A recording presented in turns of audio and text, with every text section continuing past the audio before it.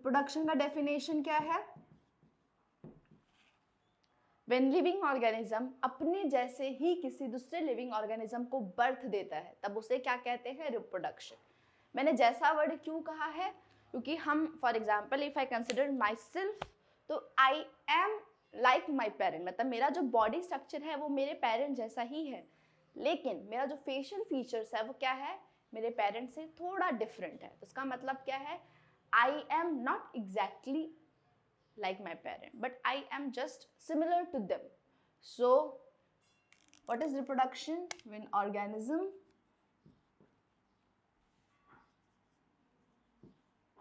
an organism produces offspring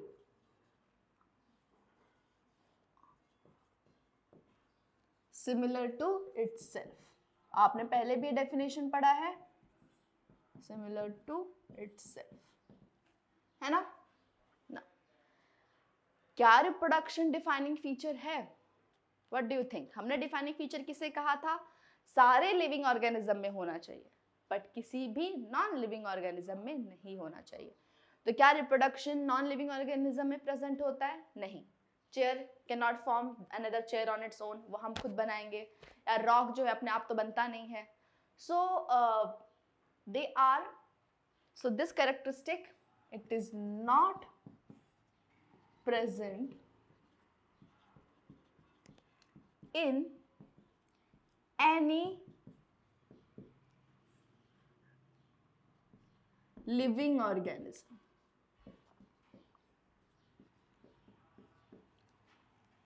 But next question, क्या ये सारे लिविंग ऑर्गेनिज्म में प्रेजेंट होता है? Then answer would be no. कैसे? Have you heard about mule? खच्चर गधे जैसा ही होता है, गधे जैसा ही उसके फीचर होते हैं। तो खच्चर जो है वो बनता कैसे है? खच्चर बनता है डोंकी एंड हॉर्स से। डोंकी एंड हॉर्स जब आपस में मीट करते हैं तब वो क्या बनाते हैं? खच्चर। इसे कहते हैं क्रॉस ब्रीडिंग। क्यों? क्योंकि दोनों सेम स्पीसीज नहीं है, दोनों they are different.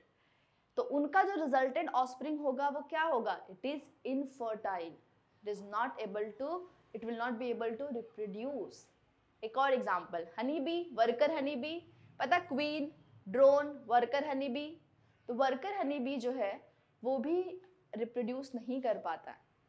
Then human being में आप देख ले, कई सारे ऐसे कपल होते हैं, they are not fertile, they are infertile, they are not able to reproduce. So these are 3 examples. Even though they are living being, they have a life, but they are not able to reproduce. इसका मतलब ये है कि reproduction जो है वो हर एक living organism के अंदर प्रेजेंट नहीं होता है। It is not present in all living organism. तो डिफाइनिंग फीचर का ये दूसरा वाला जो फीचर है ये नहीं करता है। अब example, mule, male donkey plus female horse. Okay, दूसरा एग्जाम्पल है worker honey B,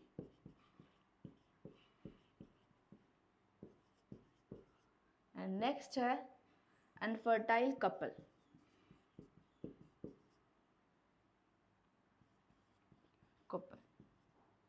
So very important, reproduction is not defining feature.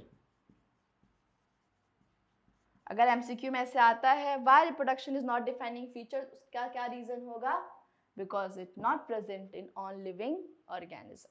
Okay, now reproduction जो है वो भी 2 तरह का होता है, reproduction in multicellular organism and reproduction in unicellular organism. Unicellular organism में कैसा reproduction होता है? Maximum time asexual, so type of reproduction will be sexual and asexual reproduction. Asexual reproduction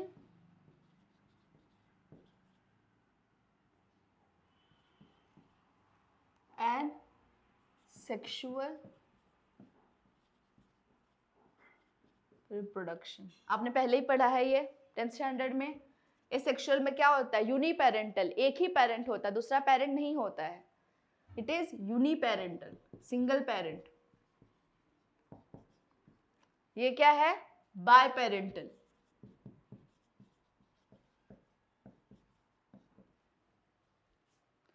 fertilisation इसमें होता है? नो, इवन दो गैमेट शायद से बन जाए लेकिन फर्टिलाइजेशन नहीं होता है। Fertilisation does not takes place. Now what is fertilisation? Fusion of male and female gamete. Fertilisation does not takes place। यहां पे क्या होगा? Fertilisation takes place. ये जस्ट रिविजन है, आपने पहले ही पढ़ा है इसे। फर्टिलाइजेशन नहीं होता है और जो ऑस्प्रिंग है वो अपने ही पेरेंट से बना है। इसके लिए जो भी ऑस्प्रिंग होगा वो क्या होगा? अपने पेरेंट का क्लोन होगा, क्योंकि 100% डीएनए उसके अंदर किसका गया है? सिर्फ एक ही पेरेंट का गया है। तो offspring is clone to their parent. Springs are cloned to their parent। and यहाँ पे क्या है? Not, offspring are not cloned to their parent। ठीक है? So they are identical, they are not clone। जो भी है ये फीचर है। फर्टिलाइजेशन नहीं होता है, गैमेट प्रोबेबली नहीं बनता है, एंड यूनिपेरेंटल होता है। सो इसीलिए इसे क्या कहते हैं? Asexual mode of reproduction. Now type of asexual reproduction, again you all have studied fragmentation, binary fission या fission in general, sporulation, spore formation, vegetative reproduction. So these all are type of asexual reproduction.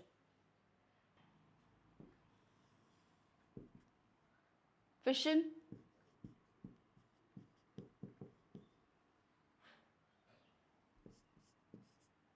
It is simple cell division. कई सारे तरह का होता है। Fission, binary fission, multiple fission, है ना?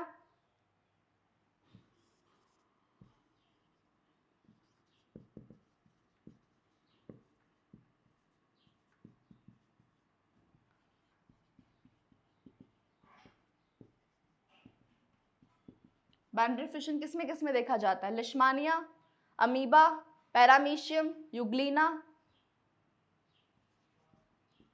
Bacteria. Type होता है बाइनरी फिशन का लॉन्जिट्यूडनल, ट्रांसवर्स, इरेगुलर। मल्टीपल में प्लाज्मोडियम,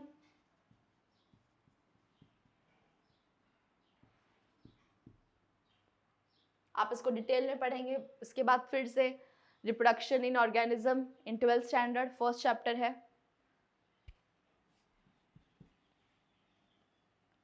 स्पोर फॉर्मेशन, फंगाई में देखा जाता है स्पोर फॉर्मेशन। अनफेवरेबल कंडीशन में बनता है कुछ ऑर्गेनिज्म के अंदर, एंड कुछ ऑर्गेनिज्म में maximum time spore formation favourable condition में भी होता है। नेक्स्ट, वेजिटेटिव प्रोपोगेशन, प्लांट के अंदर आई of potato,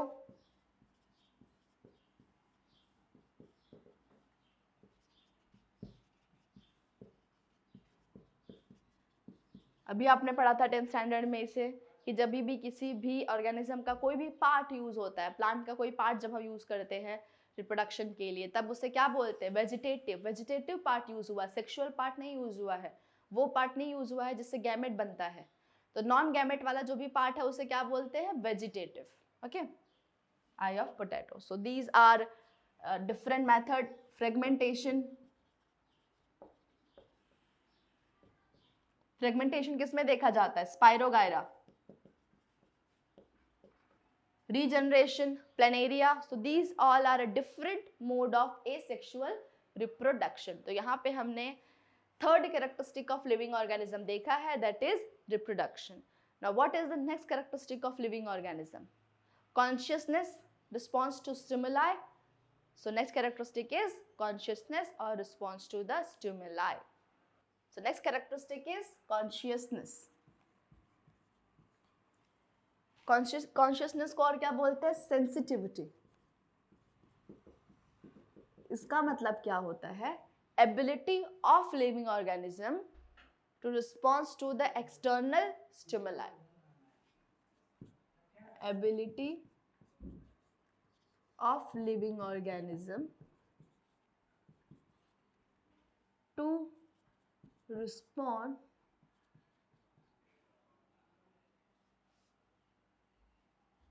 external stimuli. Stimulus या stimuli. Okay.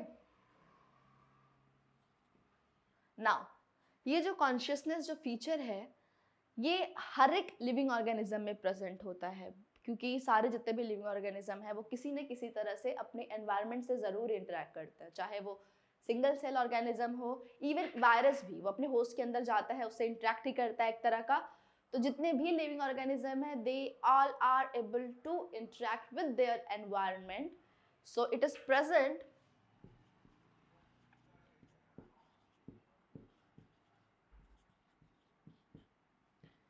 in all living organism without exception. सबके अंदर प्रेजेंट होता है without exception.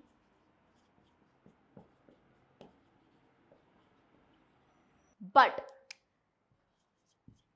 ये किसी भी नॉन लिविंग ऑर्गेनिज्म के अंदर नहीं दिखता. आप नहीं देखेंगे कि जो फैन है या जो लाइट है वो आपस में इंटरेक्ट कर रहा है, अपने एनवायरनमेंट से इंटरेक्ट कर रहा है. नहीं, ऐसा कुछ भी नहीं है. सो ये किसी भी नॉन लिविंग ऑर्गेनिज्म के अंदर प्रेजेंट नहीं होता है. Not present in any non living organism.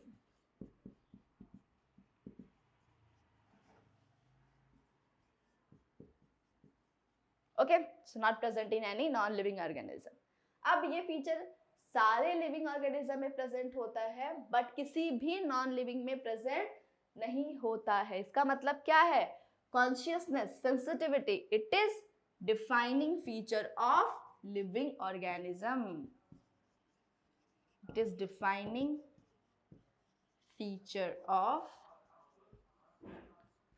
Living organism. Okay, now अब इससे कई सारे क्वेश्चन आते हैं. कॉन्शियसनेस से एक क्वेश्चन आता है, which one of the following characters of living organism is most obvious? सबसे ऑब्वियस, सबसे कॉम्प्लिकेटेड जो कोई भी कैरेक्टरिस्टिक है लिविंग ऑर्गेनिज्म का वो क्या है? वो है consciousness. It is most obvious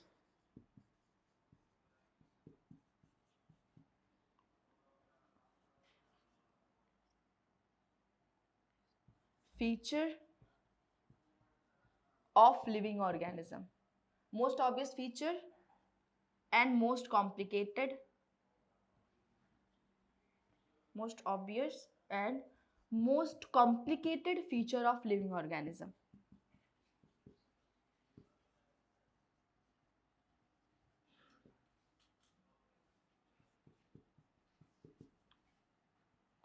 Living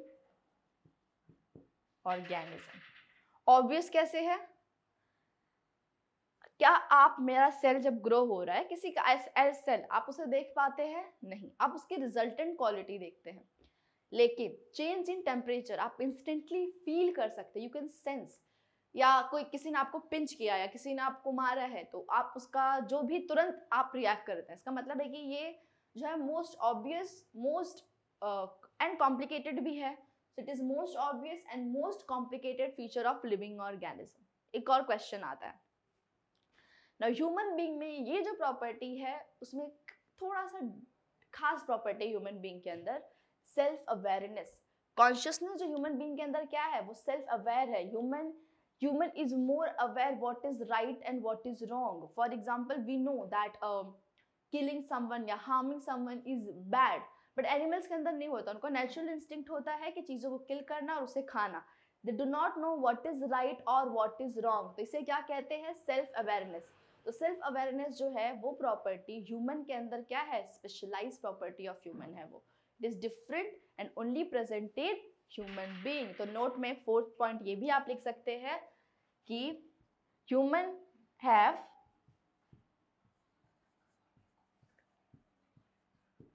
has self awareness. Self awareness मतलब क्या होता है? Difference between right and wrong.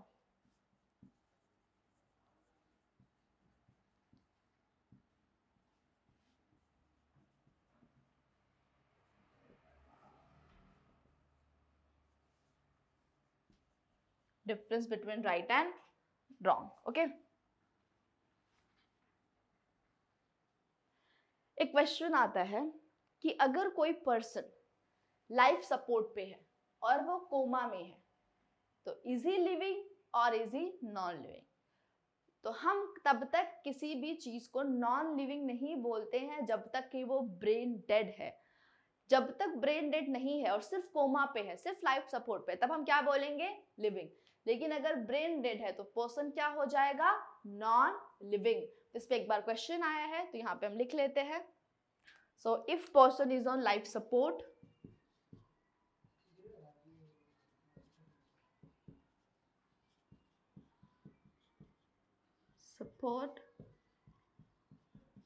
and in coma, is he living or non-living? So यहाँ पे क्या होगा answer? if brain dead, then क्या हो जाएगा? living, sorry non-living. But if only in coma but not brain dead, then living. Okay, so please remember, if brain dead then non-living, otherwise living. So it's very important. Defining feature है, most obvious है, most complicated है। Human being के अंदर self awareness होता है और brain dead को ही हम नॉन लिविंग कहते हैं, otherwise it is living. Okay, so the next हमारा कैरेक्टरिस्टिक ऑफ लिविंग ऑर्गेनिज्म है वो क्या है? That is emergence. It is new word, थोड़ा सा कॉम्प्लिकेटेड है बट उतना नहीं। So next characteristic will be emergence.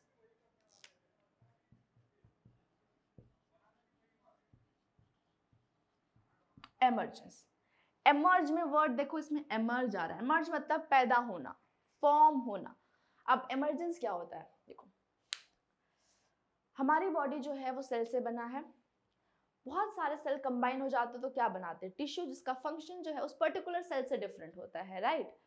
तो अब हम सेल की बात करते हैं। हमारे सेल के अंदर सेल ऑर्गेनेल है जो उस सेल को स्पेसिफिक प्रॉपर्टी देता है, जैसे कि अमीबा के अंदर फूड वैक्यूल प्रेजेंट होता है, राइट?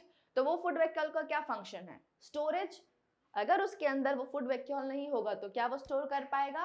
नहीं। अब एक प्रोकैरियोट के अंदर न्यूक्लियर मेम्ब्रेन नहीं प्रेजेंट होता है, इसके लिए उनके अंदर रेप्लिकेशन जो है, प्रोटीन फॉर्मेशन साथ में होता रहता है, क्योंकि न्यूक्लियर मेम्ब्रेन है ही नहीं, डीएनए डायरेक्टली साइटोप्लाज्म में प्रेजेंट है। बट हमारे पास न्यूक्लियर मेम्ब्रेन क्या है? प्रेजेंट है। तो हमारे पास दोनों का जो जगह है वो बिल्कुल अलग अलग है। तो इसका मतलब ये है कि कुछ चीज़ें जब कंबाइन हो जाती हैं और चीज़ें जब मोर कॉम्प्लेक्स हो जाती हैं, उसका फीचर जो है वो डिफरेंट हो जाता है। जैसे CO2 और वाटर की जो प्रॉपर्टी है वो आपस में अलग अलग है, लेकिन जब फोटोसिंथेसिस होता है, लाइट फॉर्म होती है और लाइट की एनर्जी से जब CO2 एंड वाटर कपल्ड होता है तो क्या बनाता है? ग्लूकोज, जिसकी प्रॉपर्टी CO2 और वाटर से क्या है? कंप्लीटली डिफरेंट है। तो न्यू प्रॉपर्टी एमर्ज हुई है फ्रॉम सिंपल कंपोनेंट की कंबाइन होने की वजह से, and that is known as emergence. Okay, so what is emergence? Formation of new property by the combination of simple component.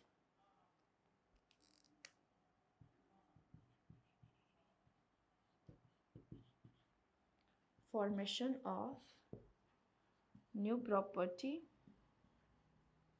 by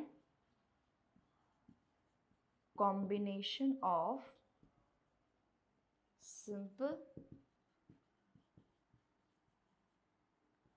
component सब में प्रेजेंट होता है। सिंपल मॉलिक्यूल, ये मॉलिक्यूल लेवल पे होता है, ये सेल लेवल पे होता है, ये टिश्यू लेवल पे होता है, ये ऑर्गन लेवल पे होता है, ऑर्गन सिस्टम लेवल पे होता है, और ऑर्गेनिज्म के अंदर भी होता है। सो ये जो प्रॉपर्टी है, it occurs at everywhere from molecule till the complex organism. So it occur at every level, it occur at every level from molecule, या आप एटम भी कह सकते हैं, from molecule to organism। समझा? तो it is like similar to the cellular organisation but little more different, क्योंकि ये मॉलिक्यूल लेवल पे फॉर्म हो रहा है। सेलुलर ऑर्गेनाइजेशन में हमने सिर्फ सेल लेवल पे बात किया था। Okay, now next property, next जो हमारी प्रॉपर्टी है वो है मेटाबॉलिज्म। क्या है? It is metabolism. So the next and last property is metabolism. बहुत इंपॉर्टेंट प्रॉपर्टी है। मेटाबॉलिज्म जो है वो आया है ग्रीक वर्ड मेटाबॉल से। कहां से डिराइव हुआ है? Greek word, Greek word metabole. Metabole मतलब होता है चेंज, ठीक है। अब मेटाबॉलिज्म मतलब क्या होता है? मेटाबॉलिज्म मतलब होता है कि आपके बॉडी के अंदर जितने भी केमिकल रिएक्शन हो रहे हैं, ऑल द केमिकल रिएक्शन, चाहे वो ग्लूकोज का बनना हो, ग्लूकोज का टूटना हो, कोई हार्मोन बनना है, कोई प्रोटीन बनना है, कोई क्लॉटिंग फैक्टर बनना है, कोई भी XYZ केमिकल रिएक्शन जितने भी है वो सारे कंबाइन करके उसे क्या बोलते हैं? मेटाबॉलिज्म। क्योंकि केमिकल रिएक्शन हो रहा है मतलब क्या हो रहा है? एक तरह का चेंज ही हो रहा है, नया कंपोनेंट बन रहा है, कंपोनेंट टूट रहा है। So metabolism is all the chemical reaction combined together. So all the chemical reaction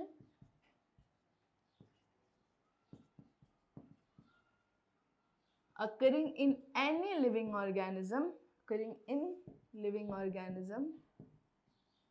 combined together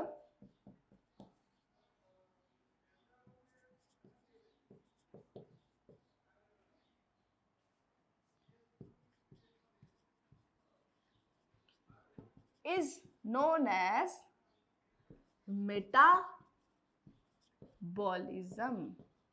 okay, अब ये जो मेटाबॉलिज्म होता है वो दो तरह का होता है।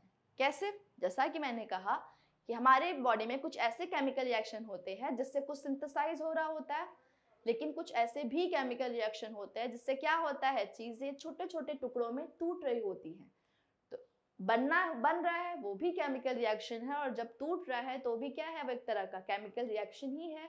So on the basis of it metabolism is of two type.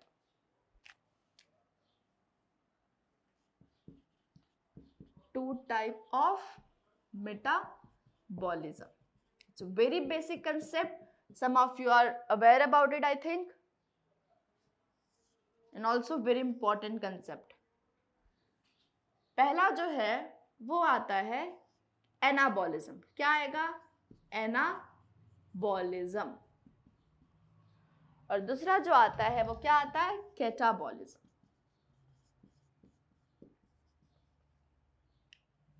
Anabolism मतलब होता है सिंथेसिस, बनना। जिस केमिकल रिएक्शन से कुछ बन रहा होता है उसे क्या बोलते हैं? एनाबॉलिज्म। तो एनाबॉलिज्म में simple substance combine together to form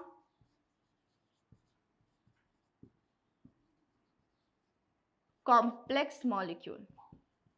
substance आप मॉलिक्यूल लिख सकते हैं, कॉम्प्लेक्स मॉलिक्यूल। इसका examples I can explain. Most familiar example जो आपने प्रीवियस क्लास में पढ़ा है, फोटोसिंथेसिस। उसका केमिकल रिएक्शन याद है?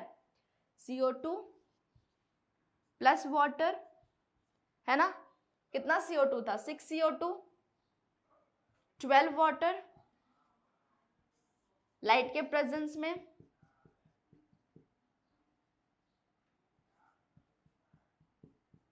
क्लोरोफिल मॉलिक्यूल, और क्या बनाया था? Glucose C6 H12O6 plus 6H2O plus 6O2. Remember, this is what? Photosynthesis. और ये क्या है? ग्लूकोज है ना। और यहाँ पे देखो सिंपल CO2 सिंपल है, वाटर सिंपल, एक सिंपल मॉलिक्यूल है, कंबाइंड होकर क्या बना रहा है? कॉम्प्लेक्स मॉलिक्यूल कुछ बन रहा है, तो इसके लिए क्या है? ये एनाबॉलिज्म। कैटाबॉलिज्म में complex molecule break down into simple one.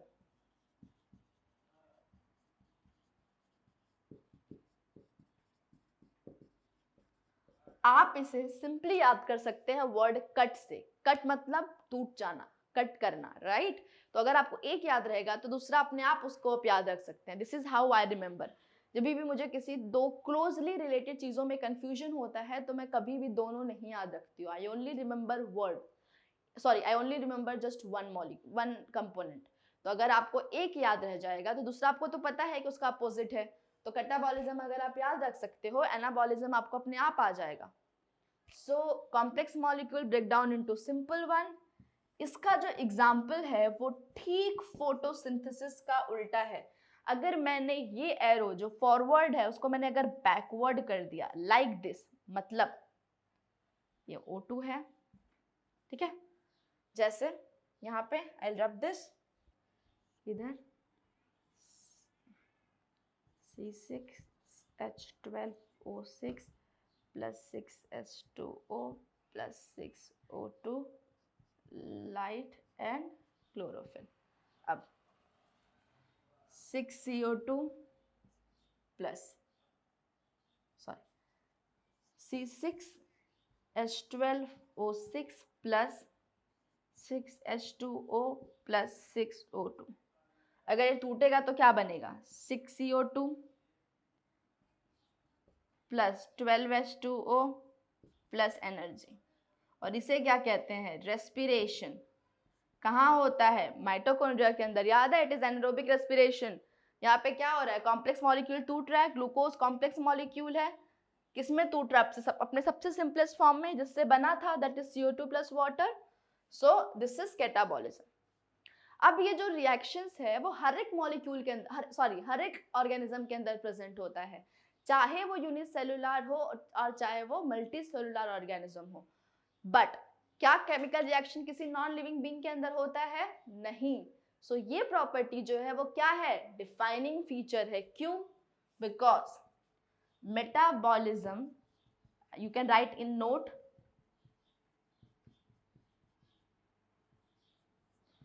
not occur in any non-living organism without exception. Okay, बिना एक्सेप्शन का।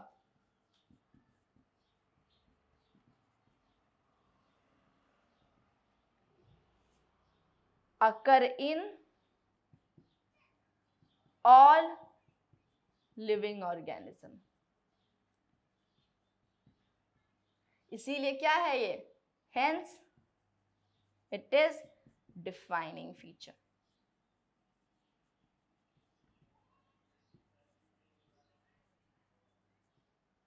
So cellular organization, metabolism और consciousness, ये जो तीन प्रॉपर्टी है वो क्या है? डिफाइनिंग फीचर है। लेकिन ग्रोथ और रिप्रोडक्शन ये क्या है? Defining feature of living organism नहीं है। ठीक है, तो please remember it. In the next class we will be studying about nomenclature. वो आपने 11th 10th स्टैंडर्ड में पढ़ा तो है, पर हम उसे डिटेल में पढ़ेंगे। Thank you.